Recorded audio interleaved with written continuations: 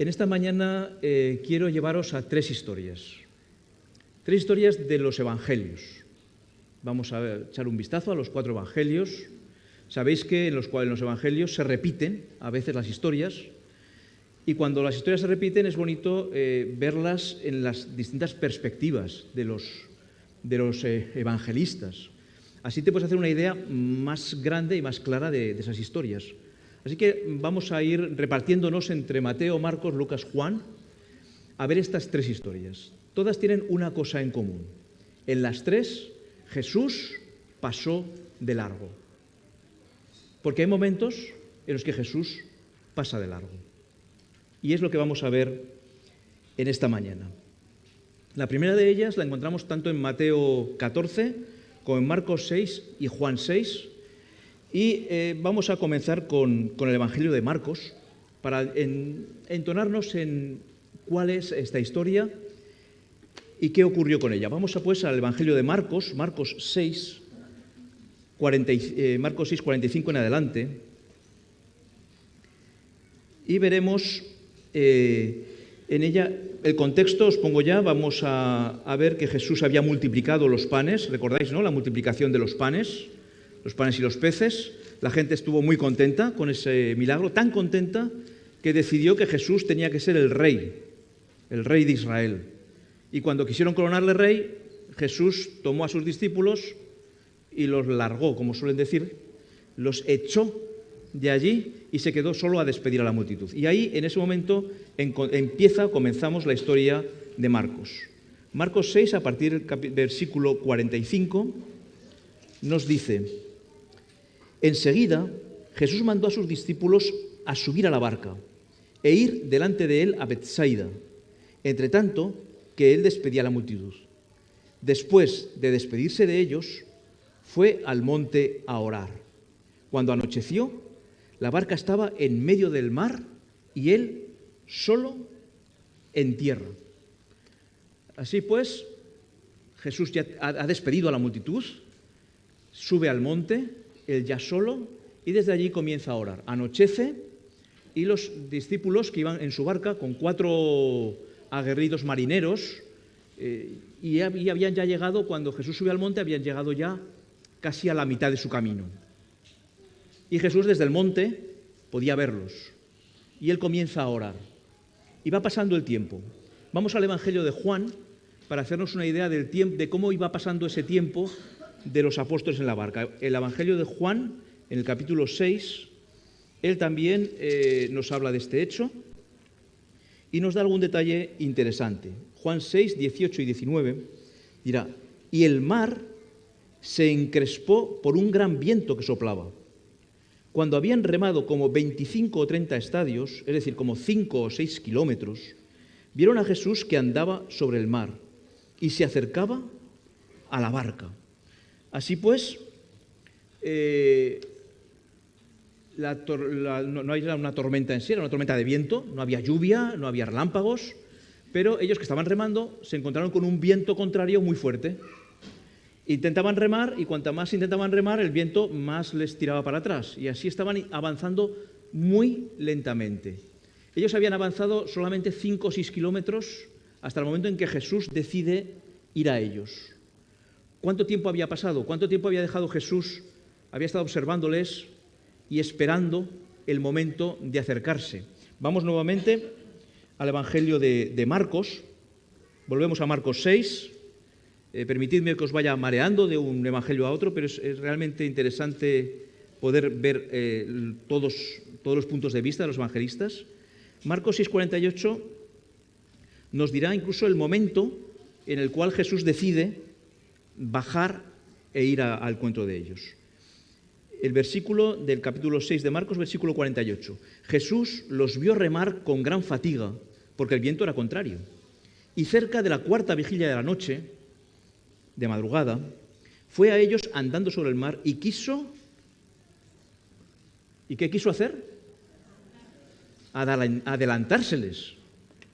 A ver, Jesús había estado observando la barca. La barca, esto eran aproximadamente las 3 de la madrugada. Ellos al anochecer ya estaban a mitad del camino y unas 6 o 7 horas después seguían a mitad de camino. Es decir, no habían avanzado nada. Remando, remando, remando y nada. Y no avanzaban. Así que Jesús decide ayudarles. ¿Cómo? Yendo a ellos. Se pone a andar por el mar y cuando llega a su altura, ellos están en la barca, Jesús está a unos pocos metros, lo ven, ya solución, arreglado. Después de 6-7 horas remando, ya tenemos la solución, Jesús está. Pero Jesús pasa de largo y Jesús quiere adelantarse. ¿Qué hacemos? Pues de entrada tuvieron miedo. Tuvieron miedo y no me extraña. Imaginaos la situación. Yo a veces estoy concentrado, ya sea trabajando o en casa haciendo algo concentrado, tan concentrado que de repente se pone alguien a mi lado, que no he visto ni llegar, y lo veo y el salto que pego, del susto de ver a alguien ahí al lado, pues a los apóstoles pasó algo parecido. Estaban luchando contra el viento y de repente aparece, no un barco, una persona, a unos metros de ellos. ¿Qué dicen? ¿Qué creen? ¿Qué piensan ellos? ¿Qué es? Vamos a verlo, ¿verdad? En el Evangelio dice así, Mateo, nos vamos a Mateo ahora, Mateo 14, porque él nos va a explicar también más cosas. Mateo 14, ellos pues están allí, se asustan, pero se asustan bastante. ¿Y qué ocurrirá después? Mateo 14, versículo 26. Al verlo andar sobre el mar, los discípulos se turbaron y se asustaron, gritando, ¡fantasma! Les parecía un espíritu, una visión, algo fuera de lo común, algo especial, un fantasma. Pero enseguida Jesús les dijo, ánimo, soy yo, no temáis.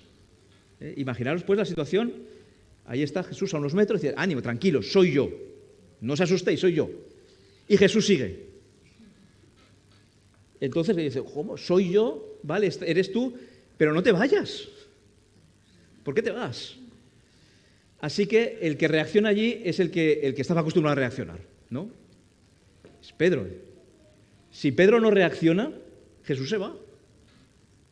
Así que Pedro decide coger cartas en el asunto y hablar. Es algo que a Pedro se le daba muy bien y a veces lo hacía muy bien. Seguimos el versículo según nos lo dice Mateo, versículo ya 28. Entonces respondió Pedro, Señor, si eres tú, manda que yo vaya a ti sobre el agua. Muchas veces hemos oído hablar de este episodio, ¿verdad? Si eres tú, que yo vaya a hablar andando por ti. Yo os lo voy a poner de otra manera. Os voy a poner las palabras de Pedro de otra forma. Lo que creo que Pedro realmente quería decir. ¿Vale? Y no sé si estaréis de acuerdo conmigo o no, yo os lo planteo.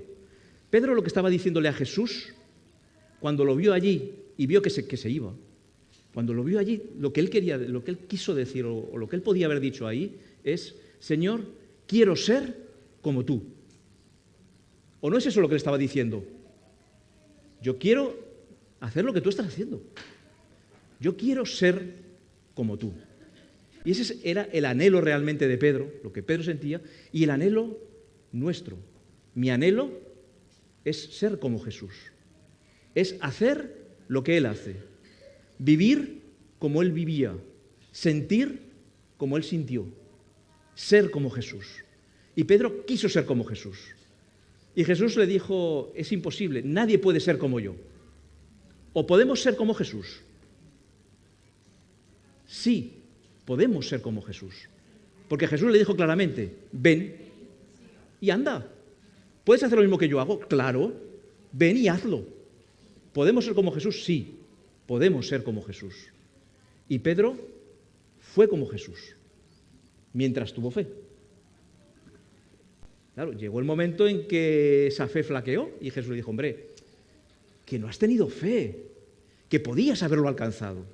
Y entonces Jesús le dice, mira, como no lo has hecho, ahí te quedas, tú te ahogas y yo me voy. No has podido, vale, no has tenido fe suficiente, podías haberlo hecho, yo estaba contigo. No has hecho, bueno, pues venga, coge mi mano y vamos a meternos a la barca y vamos a estar juntos. ¿Y qué ocurrió cuando ellos se metieron en la barca? Automáticamente todo quedó calmado. El viento desapareció. Y además de que el viento desapareció rápidamente, ellos llegaron enseguida a Betsaida, dice el Evangelio de Juan, en Juan 6, dice una cosa muy importante con respecto a este momento, al momento en el que Jesús entra en la barca. Acompañadme a Juan 6 y allí encontraremos la reacción, una de las reacciones de los discípulos, aparte de no tener temor, de estar contentos. Ellos dijeron lo siguiente, Juan 6, versículos 20 y 21, pero Jesús les dijo, yo soy, no temáis. Entonces ellos, y atención con este punto, entonces ellos con gusto lo recibieron en la barca y enseguida llegaron donde iban. Aparte de que enseguida llegaron, habían estado 7 horas intentando llegar, no lo habían conseguido, y enseguida, en un momento llegaron a hacer el tramo. Lo importante aquí, que me gusta de este versículo del evangelista Juan, es que lo recibieron con gusto. No habían conseguido su objetivo de ser como Jesús, pero lo recibieron con gusto. Nuestro anhelo debe de ser estar con Jesús, vivir con Jesús, ser como Jesús. Y sabemos que si no lo hemos conseguido todavía, Él sigue ahí. Y con su Espíritu Santo nos va transformando día a día a su semejanza. Pero además lo recibimos con gusto. ¿Estamos a gusto con Jesús cuando lo invitamos a nuestra vida, a nuestra barca? Ese es de ser nuestro deleite, ser como Jesús, gustarnos, ser y vivir como Jesús. Y así Jesús no pasará de largo en nuestras vidas y Él se quedará con nosotros. Hay otra historia que quiero compartir con vosotros. Esta vez es una historia que ocurrió lejos de Israel. Vamos a buscarla, aparece en Mateo 15 y en Marcos 7. Vamos a comenzar en Marcos 7, aunque luego será Mateo el que leeremos más profundamente. Marcos 7:24. Nos va a contar la historia de una mujer en el contexto de que Jesús quería descansar. Había habido mucho ajetreo en su vida últimamente y quiso descansar. Marcos 7:24. De allí Jesús se fue a la región de Tiro y Sidón. Entró en una casa y quiso que nadie lo supiera, pero no pudo esconderse. Va con sus discípulos, va fuera de Israel, a un sitio, a Siria y Fenicia, Tiro y Sidón, y allí decide, bueno, aquí nadie me conoce, o prácticamente nadie me conoce, puedo estar tranquilo con mis discípulos, puedo hablar con ellos, pero dice Marcos que no pudo encontrar el descanso que buscaba. Y luego pasa a explicarnos el porqué, pero vamos a irnos a Mateo, que nos cuente Mateo por qué Jesús no pudo encontrar el descanso que buscaba en ese momento. Mateo, capítulo 15. A partir del versículo 23 nos dirá, a partir del versículo 22 dirá, una mujer cananea de ese vecindario vino a él. Observemos que esta mujer no era israelita. Se le llama cananea, es un término genérico para los habitantes de Palestina, que no eran israelitas, cananea. Marcos nos dirá que era sirofenicia, por la zona en la que vivía. Y él dirá, Señor, hijo de David, ten misericordia de mí. Mi hija está grave, atormentada por un demonio. La mujer tenía un problema, era un problema grave. Y los que tenemos hijos sabemos que los problemas de los hijos son más graves que los nuestros y nos preocupan más. La hija estaba atormentada por un demonio. Y la mujer había oído hablar de Jesús y sabía que era capaz de ayudarle. Es como si tuviéramos nuestro hijo enfermo y supiéramos que hay un médico muy bueno de un país extranjero que tiene una medicina específica que lo puede sanar y que solamente él puede hacerlo. Entonces, nos enteramos de que ese médico extranjero está en nuestra ciudad y vamos allí y lo encontramos y le decimos, por favor, mi hijo necesita esa medicina porque está enfermo justo de lo que necesita. Y el médico no nos hace ni caso, pero ni caso. Y sigue su camino como si no existiera. Menudo chasco, ¿verdad? Veamos lo que nos dice el texto. Pero Jesús no le respondió nada. Entonces sus discípulos se acercaron a él, a Jesús, y le rogaron: despídela, que viene gritando detrás de nosotros. Y que bueno, no solamente Jesús no hizo ni caso, él siguió su camino. La mujer se quedó parada, pero no se quedó callada. No, Señor, que es que te necesito. Escúchame. La vida de mi hija depende de ti. Ayúdame. Y entonces no solo Jesús no se vuelve ni hace ninguna intención de hablar, de escucharla, sino que además los que están alrededor de Jesús le dicen: mira, échala, porque es que nos va a amargar el día. Échala, si es que es cananea. No merece la medicina. ¿Qué mereces? No es nada. Y entonces, claro, Jesús se para y se dirige a ella. Y se dirige de forma un poco ruda. Dices, él le respondió: soy enviado solo a las ovejas perdidas de la casa de Israel. Mira, dice Jesús, el gran médico, dice: mira, lo siento, pero la medicina que llevo solo vale para los de mi país.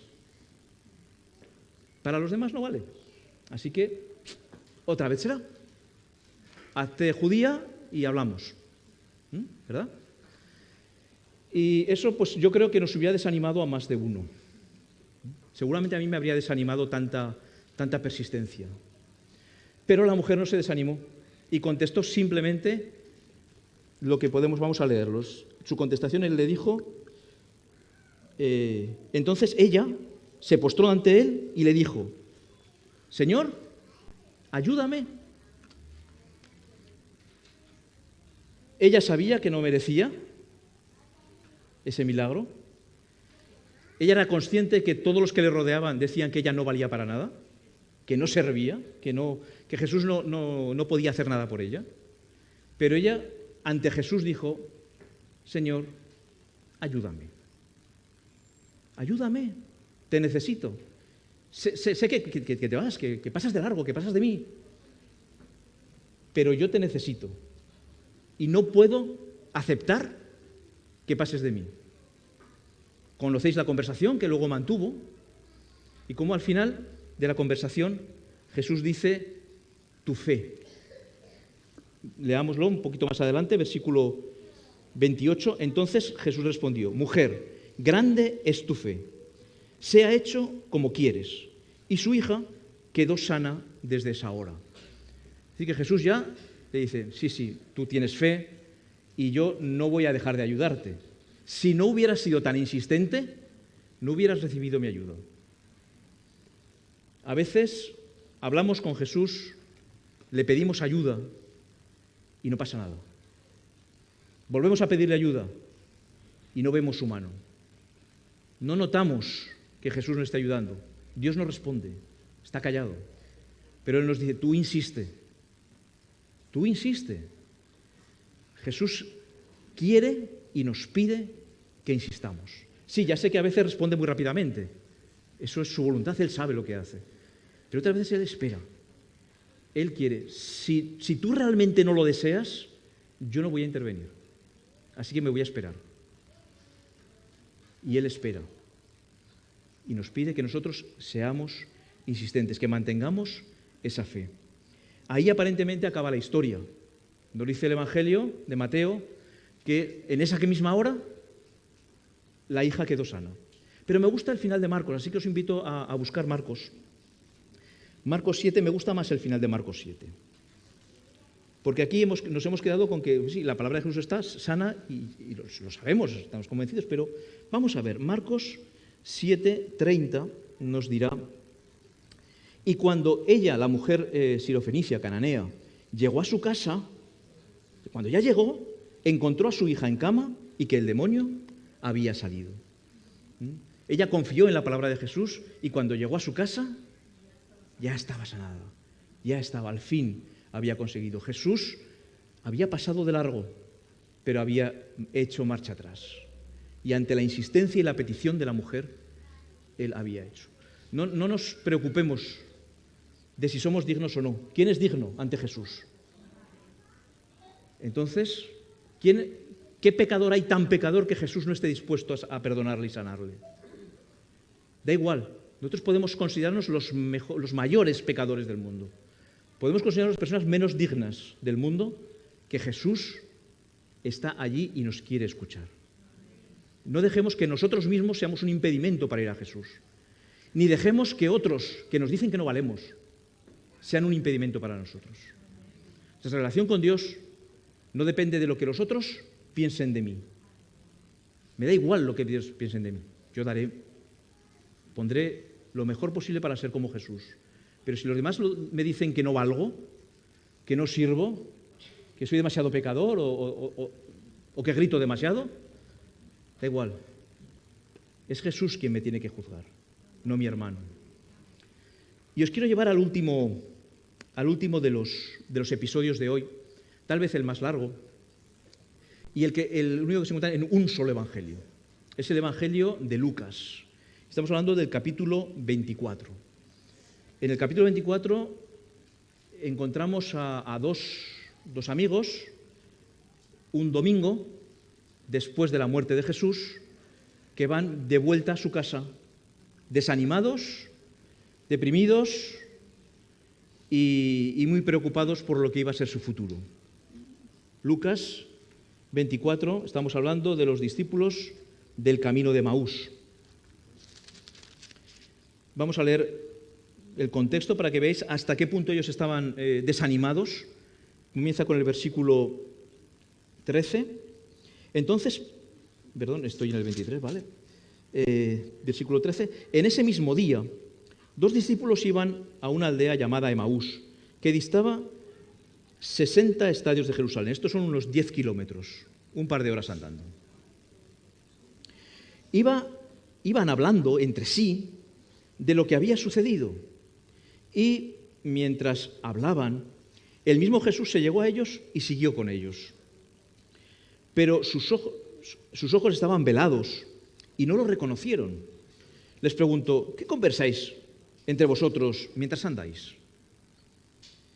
Uno de ellos, llamado Cleofás, respondió: ¿eres tú el único en Jerusalén que no sabe lo que ha sucedido en estos días? Entonces él preguntó: ¿qué cosa?